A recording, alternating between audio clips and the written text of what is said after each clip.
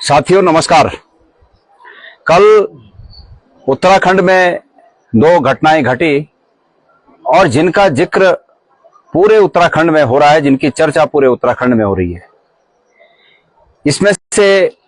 एक घटना सत्ताधारी पक्ष के द्वारा अंजाम दी गई और दूसरी सरकार के द्वारा अंजाम दी गई। सत्ताधारी पक्ष ने जिस प्रकार से कल मंगलौर में इस प्रदेश की शांत वातावरण को अशांत करने का काम किया, दूसरे प्रदेशों से कैंडिडेट और दूसरे प्रदेशों से उन कैंडिडेटों के समर्थक गुंडे आकर उत्तराखंड में जिस प्रकार से उन्होंने पूरे उत्तराखंड की शांत वादियों को, शांत वातावरण को अशांत किया, यहाँ की शांत राजनीति को अशांत किया, विपक्ष को डराने का काम किया, यह लोकतंत्र के लिए अच्छी बात नहीं है। एक तो इसकी चर्चा हो रही है और दूसरी महत्वपूर्ण चर्चा ये हो रही है कि सरकार ने और मुख्यमंत्री ने, अन्य मुख्यमंत्री उत्तराखंड के मुख्यमंत्री हैं,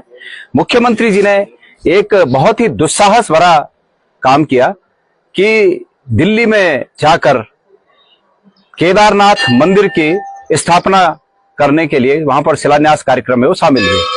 वो उस कार्यक्रम में मुख्य अतिथि थे। पहली घटना का असर यहाँ के सामाजिक वातावरण पर, यहाँ के राजनीतिक वातावरण पर उसका दुष्प्रभाव पड़ा है और दूसरी घटना का जो मुख्यमंत्री जी ने वहां पर केदारनाथ मंदिर का शिलान्यास किया, उस दूसरी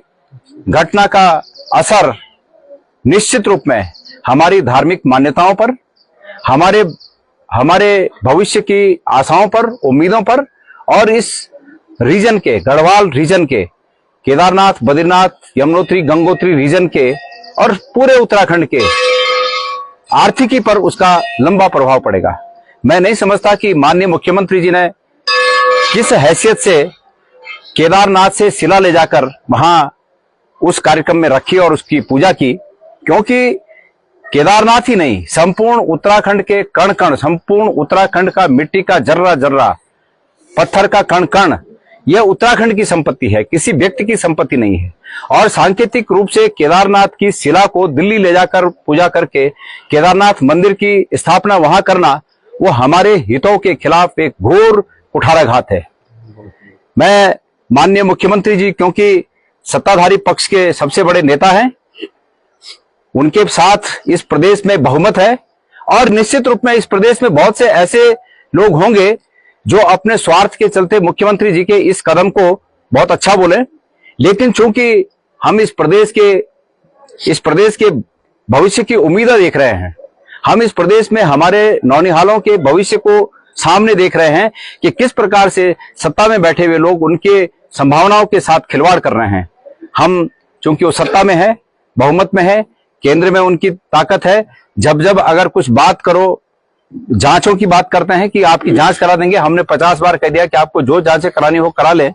लेकिन कुल मिलाकर ये इनका बाल बांका नहीं होता, क्योंकि ये बहुमत में है, डरा धमका कर लोगों को अपने कब्जे में लेते हैं, डरा धमका कर दूसरों को शांत करते हैं। हमारे पास एक ही रास्ता बचता है, हमारे पास ये रास्ता बचता है कि जिस केदारनाथ मंदिर का, जिस भगवान शंकर के मंदिर का, केदारनाथ मंदिर का इन्होंने दिल्ली में जाकर शिलान्यास किया, हम उसी भगवान शंकर के इस इंद्रेश्वर महादेव में, जो कि यहाँ पर पैठानी में स्थित है, अपने सभी साथियों के साथ हम इस बात के, माननीय मुख्यमंत्री जी की इस इच्छा के विरोध में, माननीय मुख्यमंत्री जी को सद्बुद्धि आए, इस प्रार्थना के साथ हम यहाँ पर मौन व्रत लेकर बैठेंगे और भगवान से प्रार्थना करेंगे कि भगवान इन्हें सद्बुद्धि दे, इस प्रकार के काम न करें कि हमारे आने वाली पीढ़ियों के लिए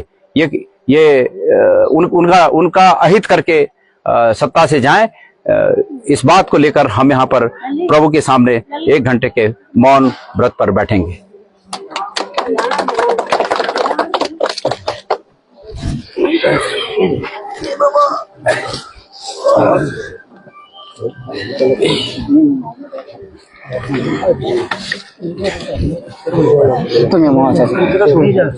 इति कौन है?